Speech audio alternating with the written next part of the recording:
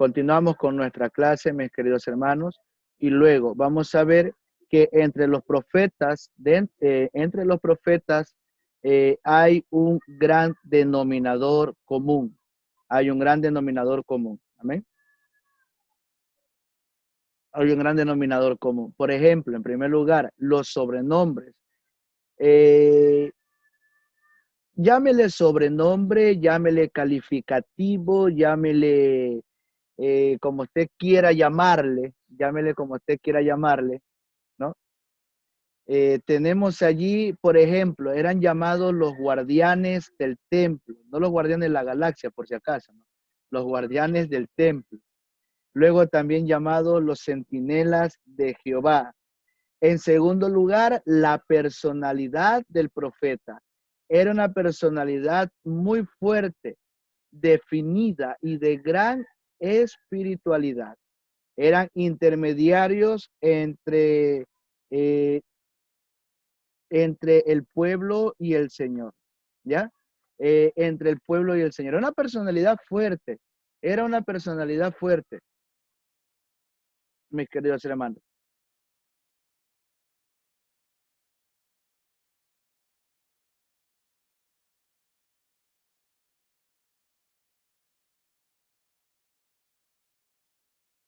Bien, mis queridos hermanos, pido perdón por este pequeño corte comercial, pero ahí estamos, hermano. Entonces, personalidad fuerte, una personalidad muy fuerte, definida. Ojo, cuando hablamos de personalidad fuerte y definida, no implica que no tuvieran problemas o que no pasaran crisis.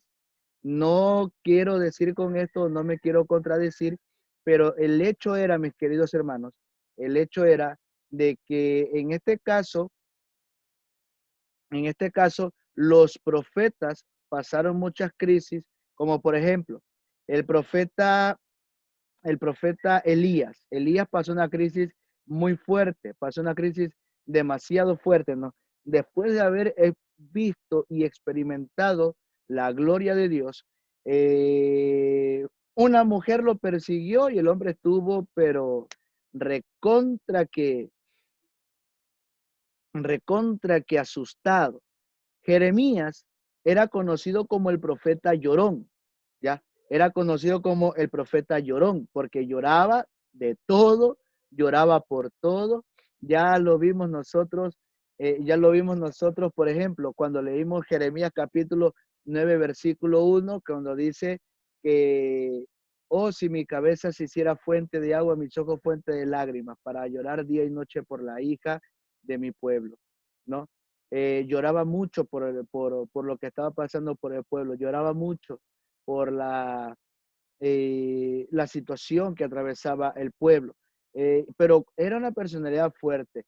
Y de que quiso renunciar, sí, quiso renunciar sobremanera, pero sin embargo, dijo él, había en él un celo que no lo dejaba volverse atrás.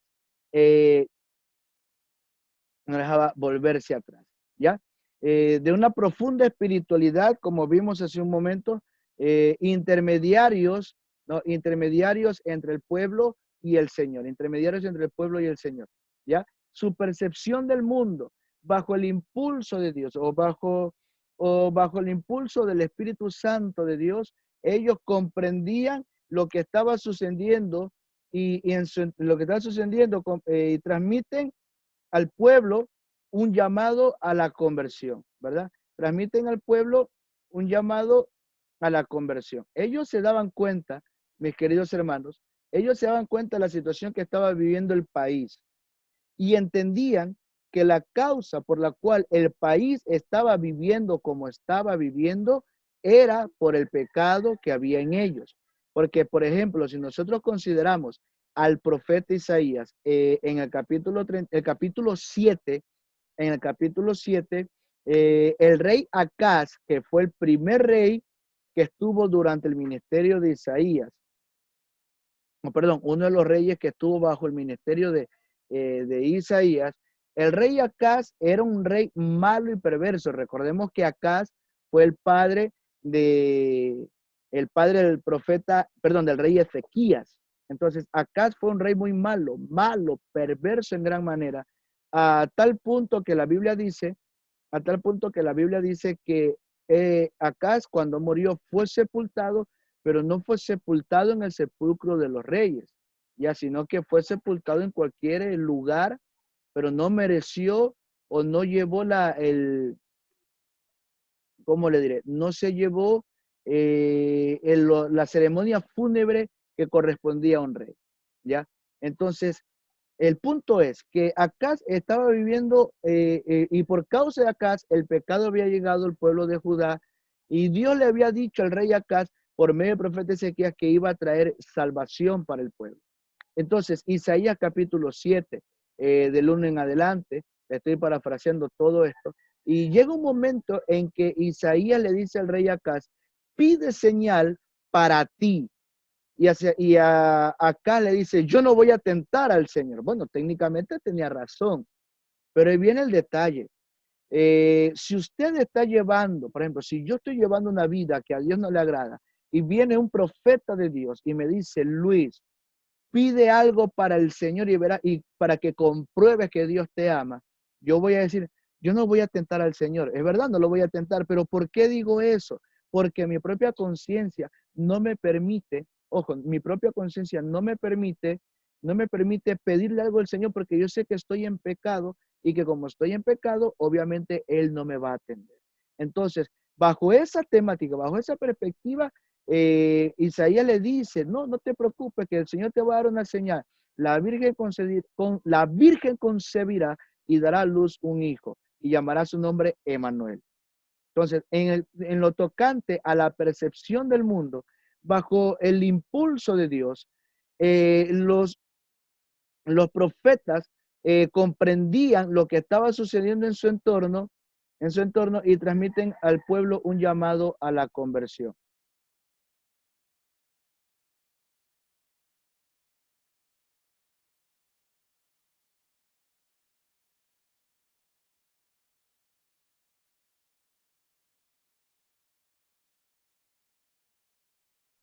Bueno, pido perdón nuevamente, mis hermanos, por esta segunda pausa que tuve que hacer por fuerza mayor, mis hermanos. Bueno, eh, tercer lugar, su estilo de vida. Este es otro denominador, perdón, cuarto lugar, su estilo de vida, ¿no? Su estilo de vida. En este caso hay un denominador común con respecto al estilo de vida de los profetas. En primer lugar, en su estilo de vida, en su estilo de vida, eh, se subrayaba, decirlo así, el estilo o el aspecto de la profecía. O dicho de otra manera, la profecía era respaldada, su actividad profética era respaldada precisamente por su estilo de vida. En primer lugar, por ejemplo, en el caso del profeta Elías, el profeta Elías llevaba una vida austera, una ropa muy áspera, usted ya lo ha leído.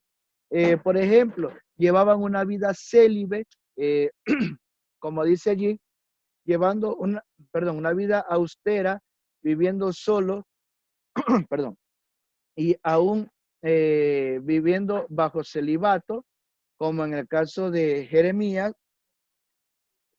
y en el caso de Eliseo, en el caso muy probablemente de Daniel, ¿verdad? Entonces, bajo ese punto de vista, bajo esa perspectiva, mis hermanos, el estilo de vida que ellos llevaban recalcaba, recalcaba su actividad profética. Ahora, muy bien, el lugar que ocupan los profetas en el canon. Cuando nos referimos al canon, nos referimos específicamente al canon hebreo. ¿Por qué hacemos mención en esto? Porque a la par de que existen los libros que están en el canon hebreo, también tenemos los libros apócrifos. Hay apócrifos del Antiguo Testamento. Hay apócrifos del Antiguo Testamento. Entonces, bajo ese punto, bajo esa perspectiva, los libros del Antiguo Testamento fueron sopesados, si cabe el término, fueron estudiados, fueron analizados para ver si concordaban o coincidían con la palabra del Señor. Recordemos que la palabra canon es una palabra que traduce o implica el hecho de medir, de tomar medidas, el hecho bueno, de que habían parámetros que debían seguirse. Entonces, bajo esos parámetros en el caso de los libros de los profetas, ocupan un lugar en el canon hebreo, que el cual es muy selectivo, como usted tiene allí, dice, pues nos referimos al canon hebreo, el cual es muy selectivo al momento de comparar algún libro que pueda considerarse como divinamente inspirado. Y luego tenemos allí que en la Biblia hebrea se cuentan a los profetas en un solo tomo. En los libros, en la Biblia hebrea se cuentan a los profetas tanto mayores como menores en un solo tomo y están bajo el título de profetas posteriores, en hebreo Nevim Aaronim, ¿ya? Y este libro siguen al bloque conformado entre Josué y Reyes, que es conocido también como profetas anteriores, que en hebreo es la palabra Nevim Risonim. Ahora, recordemos, si hacemos un poco de recordar, y si valga la redundancia, a los profetas, en la Biblia hebrea, los profetas mayores se lo conoce como los profetas posteriores en el canon hebreo, y luego seguían los profetas, lo que nosotros llamamos los profetas menores. En la Biblia hebrea se lo conoce simplemente como los 12. Y en la Biblia hebrea, los 12, que son los 12 libros de los profetas, bueno, 13 libros de los profetas, en ese sentido, pues todos componen un solo tomo, mis hermanos. Todos componen un solo tomo. Muy bien. Ahora tiene allí usted, en la Biblia Vulgata Latina, los profetas mayores siguen después los llamados profetas menores, que es ya como nosotros lo tenemos en nuestras Biblias. Ahora, huelga señalar que en la Biblia Vulgata Latina lo que hace es copiar el esquema, el orden que estaba en la Biblia de los 70, la Septuaginta. Recordemos que la Septuaginta es la traducción del hebreo al griego, ¿no? Y del griego pasó al latín, ya, del griego pasó al latín, por eso tenemos la Biblia, la versión Vulgata Latina. Del latín pasó al alemán, que fue la primera imprenta fue el primer libro que imprimió Gutenberg en su famosa imprenta, y luego del alemán al inglés, y luego del inglés ya al español, con sus diferentes revisiones, ¿ya? Ahora, etimología y evolución de los profetas. Vamos a ver, en primer lugar, la etimología de la palabra profeta. Es algo similar a lo que vimos en segundo año. No quisiera yo recalcar tanto, pero sí valga la oportunidad hacer un recorderis, ¿no? Hacer un recorderis. El profeta es una voz griega y designa al que habla por otro, o sea, habla en lugar de otro, equivale, por ende, en cierto sentido, a la voz de intérprete o vocero.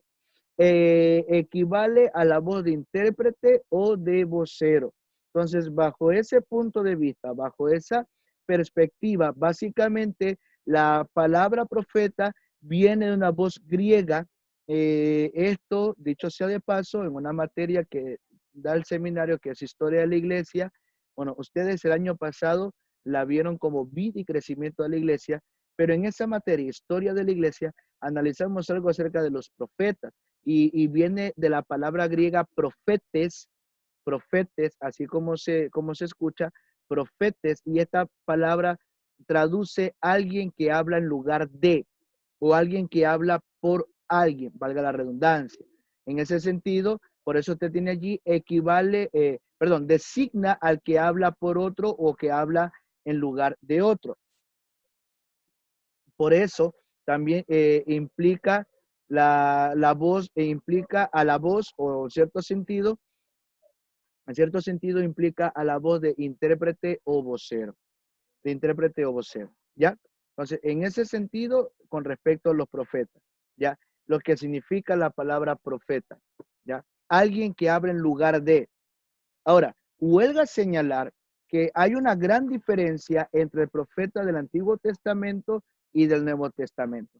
La diferencia estaba en que en el Antiguo Testamento, dos cosas. Número uno, solo cuando llegaba el Espíritu Santo recibía la palabra, y obviamente debe ser así, pero luego, después de la intervención divina, el Espíritu Santo regresaba de donde vino, en este caso del cielo. En el Nuevo Testamento, el Espíritu Santo está sobre el profeta. Y es el Espíritu Santo que le indica al profeta lo que tenga que decir. La segunda característica con respecto al profeta del Antiguo y Nuevo Testamento, bueno, la segunda característica es la siguiente, que en el Antiguo Testamento más usted ve la actividad profética de alguien que va a predecir un evento futuro, ¿verdad? En ese sentido, pues, si bien es cierto, el profeta daba un mensaje de parte de Dios, también es cierto que vaticinaba, si cabe el término, o predecía o anunciaba un evento a futuro, un evento que habría de pasar en su momento. El detalle estaba en que obviamente lo que decía el profeta, eso se habría de cumplir al 100%. Lo que no indicaba, si cabe el término, lo que quedaba, si cabe el término, a criterio divino era el tiempo en el cual se habría de cumplir la profecía. Le comento algo.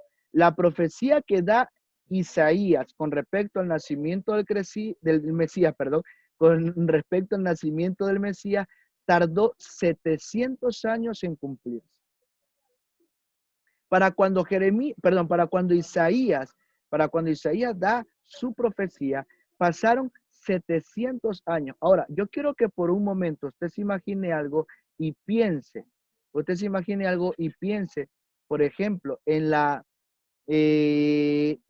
póngase en los zapatos de Isaías, por decirlo así. Póngase usted en los zapatos de Isaías y por un momento piense que el Señor le da a usted una palabra y usted la manda a anunciar y usted dice, el Señor la ha dicho, el Señor la cumplirá. ¿Cuándo? No sabemos, pero el Señor la cumplirá. Y usted está, de toda la gente que escuchó la palabra profética, usted es el primero que está esperando que se cumpla. Usted es el primero que está esperando que se cumpla. Por ende, Isaías cuando murió esperando que se cumpliera el nacimiento del Mesías. Aunque él no lo pudo ver, pero él sabía que la palabra habría de cumplirse. Volviendo al punto, profeta es una voz griega, en griego la palabra profetes, y designa al que habla por otro, al que habla en lugar de, en ese sentido, traduce o equivale a decir que el profeta es un intérprete o un vocero de alguien, en este caso del Señor. En el hebreo hay dos palabras que se utilizan para describir al profeta,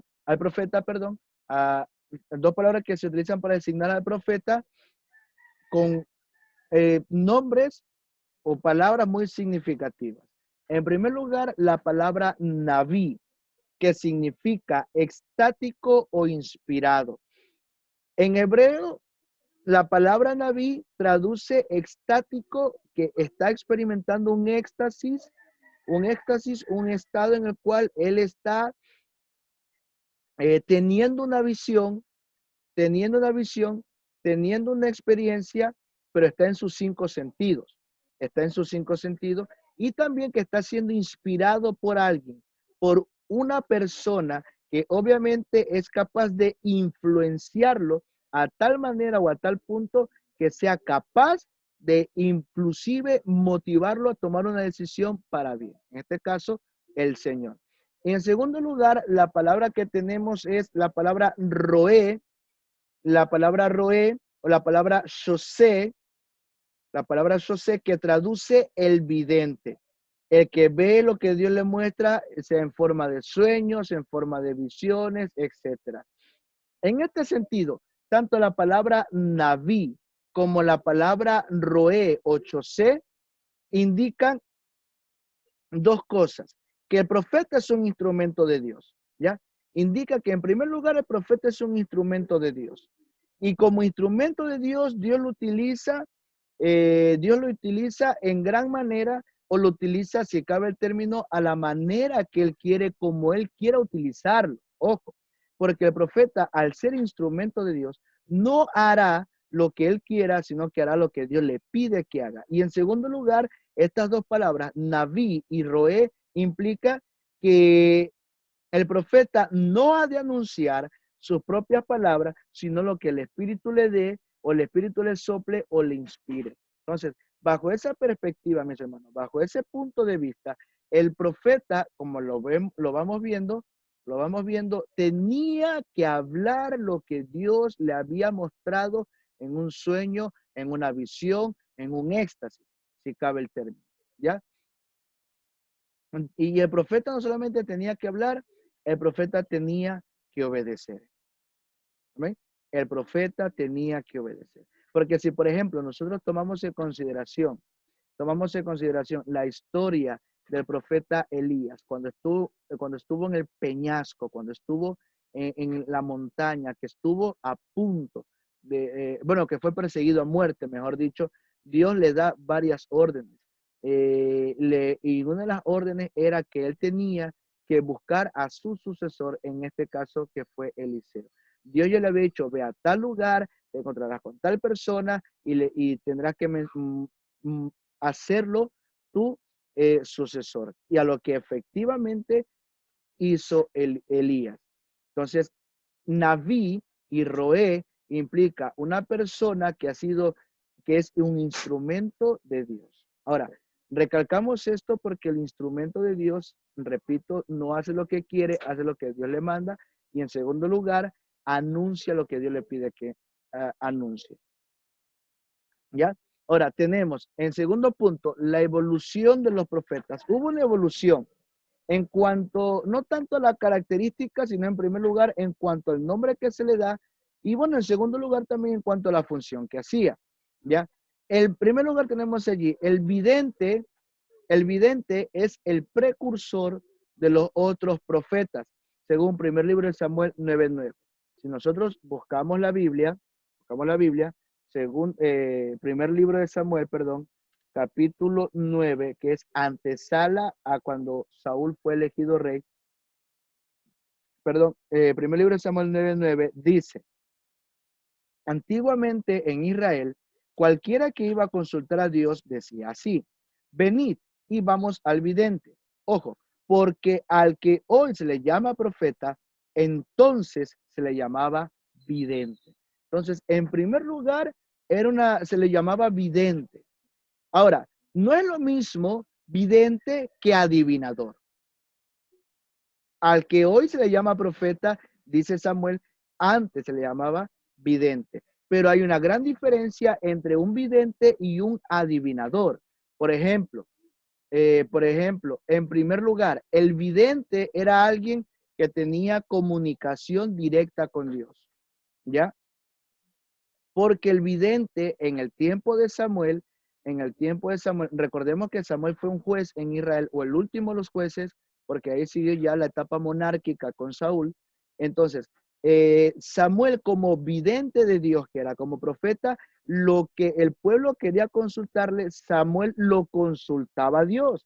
Y luego que Samuel lo consultaba a Dios, venía con la respuesta al pueblo.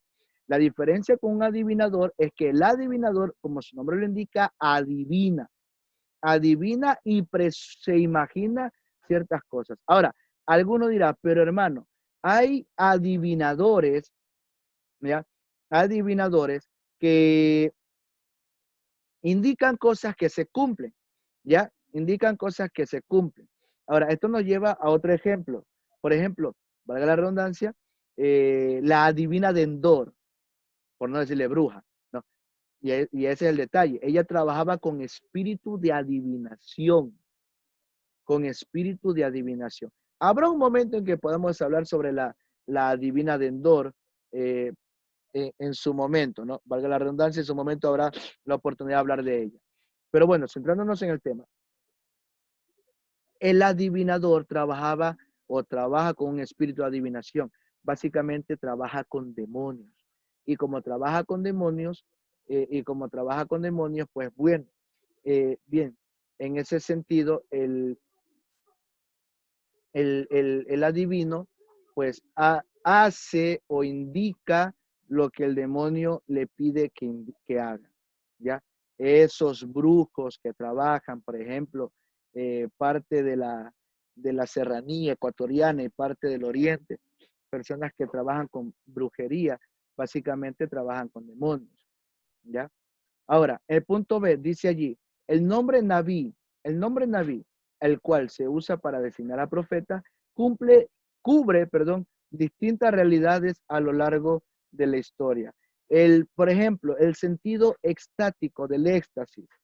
Eh, antiguamente, se consideraba una actividad profética extática cultural como una manera de alentar al pueblo. Es decir, que primeramente, los primeros pasos del profeta, la actividad de profética en su sentido extático, no, en el sentido del éxtasis, de recibir las visiones, era una manera de alentar al pueblo, era una manera de seguir al pueblo, una manera de motivar al pueblo a hacer algo para el Señor. Algo que, por ejemplo, hizo Elías, motivó al pueblo a través de una visión, a través de un acto, cuando cayó fuego del cielo, y eso motivó al pueblo a buscar del Señor. En segundo lugar, ¿ya? En segundo lugar, el sentido visionario. El sentido visionario. El nombre o Naví, el término Naví alcanzó un término más amplio cuando ya vimos lo que significa el que recibía sueños, visiones de parte de Dios. El judío entendió esto, entonces en ese sentido, el término Naví alcanzó ¿cómo le diré? Un término más amplio o una connotación más amplia y se lo aplicó para el término vidente, ¿ya? Al término vidente. Y por último, el sentido oracular. Cuando hablamos de oracular, el sentido oracular de oráculo. ¿Qué es un oráculo? ¿Cómo le diré? Lo voy a poner en este término. ¿Cómo decir? Pues lanzar una profecía, ¿no? Los oráculos del Señor, las profecías del Señor. Cuando Naví, el término Naví se usa para identificar a los profetas menores o mayores, se lo utilizaba, había un sentido oracular en los profetas, cuando el término Naví se lo utilizaba para designar a los profetas, tanto mayores o menores. ¿Por qué? Porque ellos traían las profecías del Señor, los oráculos del Señor. Amén. Los oráculos del Señor. Muy bien. Continuamos. Tenemos la definición de los profetas mayores. La definición de los profetas mayores. ¿Ya? Ahora, ¿por qué se lo llama profetas mayores? Sencillo. Porque tienen un gran contenido en sus libros. Porque tienen un gran contenido en sus libros. Amén. ¿Cuál es el gran contenido de sus libros? En primer lugar, los capítulos que llevan. Los capítulos que tienen, como le mencionaba la introducción en la primera sección, Isaías tiene 62 capítulos, Jeremías 52, Ezequiel 48, Daniel tiene 12, Lamentaciones, que es continuación de Jeremías, tiene 5. En ese sentido, mis hermanos, en ese sentido, se los llama profetas mayores, básicamente por el gran contenido, es decir, por el volumen de capítulos que tienen, ¿no? Los profetas mayores como los profetas menores, ambos traen mensajes de parte de Dios, y en ese sentido no podemos decir,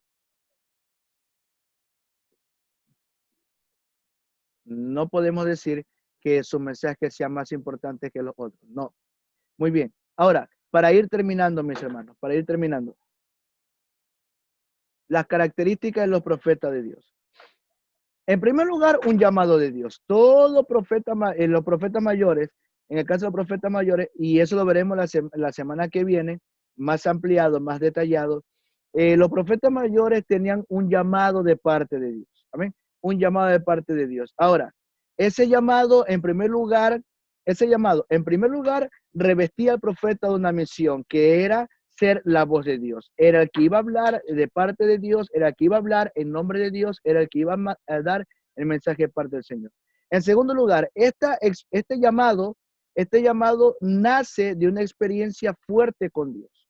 Este llamado siempre nace de una experiencia fuerte con el Señor. Entonces, bajo ese punto de vista, bajo esa perspectiva, mis hermanos, bajo esa perspectiva, por ejemplo, si usted ve, Isaías tuvo una visión con el Señor, Ezequiel por lo consiguiente, Jeremías por lo consiguiente, Daniel también tuvo una experiencia fuerte con el Señor, desde que él propuso en su corazón no contaminarse con la comida del rey, ¿ya?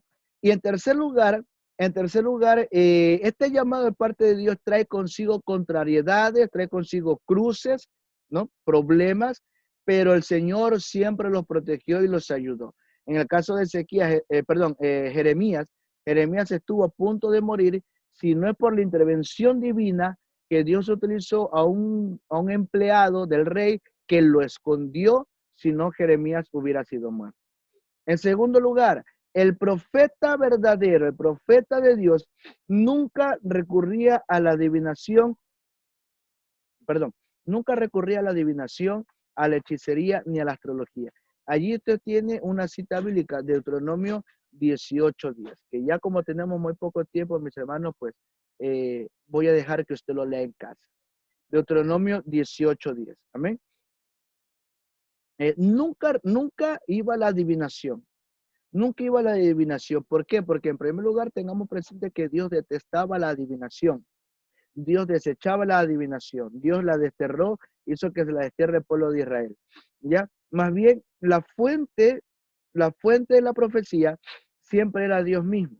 La fuente de la profecía era Dios mismo. Segunda carta de Pedro dice que los santos hombres de Dios hablaron siempre inspirados por el Espíritu Santo. En tercer lugar, el profeta verdadero nunca adaptaba su mensaje para servir con ansias o deseos a la gente. Nunca adaptaba su mensaje para cumplir lo que la gente quería escuchar, si cabe el término, ¿no? Como dice allí, nunca adaptaba su mensaje para servir con las ansias y deseos de la gente, ¿ya? Jeremías 8:11, que en ese sentido, pues bien, se le había dicho a Jeremías o no se le hizo caso a Jeremías. Hay otra cita bíblica también allí. Por ejemplo, hago énfasis en Ezequiel capítulo 13, versículo 10. Ezequiel capítulo 13, versículo 10 dice, sí, por cuanto piden paz, dicen paz, perdón, por cuanto dicen paz, paz, y uno tira lodo suelto a la pared y otro la recubre. Esta palabra tirar lodo suelto, le estoy parafraseando el versículo, ¿no? En hebreo aparece una palabra que traduce como blanqueo, como blanqueo. Es, por decirlo, la idea es esta, ya para que usted me entienda brevemente, la idea es esta. El falso profeta, en los tiempos del profeta Ezequiel, el falso profeta se asimilaba a un mal albañil que no hacía un buen trabajo. El pueblo de Israel se asimilaba a una casa que tenía las paredes agrietadas. Recuerde que en Israel las paredes eran de barro. Entonces, la pared estaba agrietada, ¿ya? Y venía un mal albañil, el falso profeta, venía el mal albañil, preparaba un lodo suelto, se lo tiraba sobre la rotura, se la tiraba sobre la rotura de la pared, y venía otro profeta, falso profeta, otro albañil malo, y recubría la pared. O sea, tapaba el orificio, la grieta, pero no resolvía el problema. Por eso es que en Ezequiel dice, por cuanto dicen paz, paz, y dicen paz, mejor dicho. Dicen paz, y uno coge la pared, le tira dos sueltos, el otro la recubre. O sea, tapan con cosas superficiales el problema al pueblo. Lo que traduce el tercer punto. Los profetas verdaderos nunca maquillaban el mensaje. Nunca maquillaban el mensaje. Siempre decían el mensaje que Dios le había mandado decir. Cuarto, el verdadero profeta mantenía su integridad y su carácter personal. ¿Ya? No eran de doble ánimo, sino que se mantenían allí. Quinto, el profeta verdadero estaba dispuesto a sufrir en aras de su mensaje. Lo vemos allí, primer libro de Reyes 22, 27, 28, Jeremías 38, Ezequiel 3. Con tal de llevar el mensaje de Dios, fueron expuestos a vituperios. Al igual que muchos de nosotros, que cuando a las personas se les predica la verdad de parte de Dios, pues bien, somos vituperados y tantas cosas. Bien, mis hermanos, quiero pasar al punto séptimo para terminar ya. Para terminar, el punto séptimo, la enseñanza de los profetas. La enseñanza de los profetas se centraba bajo tres puntos. En primer lugar, el monoteísmo. el monoteísmo, que hay un solo y verdadero Dios, hay un único y verdadero Dios, fuera de él no hay otro, y que todo el pueblo debía rendirle pleitesía a un solo Señor. En segundo lugar, el moralismo de llevar una vida moral basada en los mandamientos de Dios. Estas son cositas que no tiene usted en el material, pero la quiero añadir. Basada en la moral de Dios, basada en la palabra de Dios. Y en tercer lugar, el mesianismo. Sobre todo los profetas mayores siempre hacían énfasis en anunciar la llegada del Mesías y que el Mesías habría de cambiar el futuro de la nación de Israel.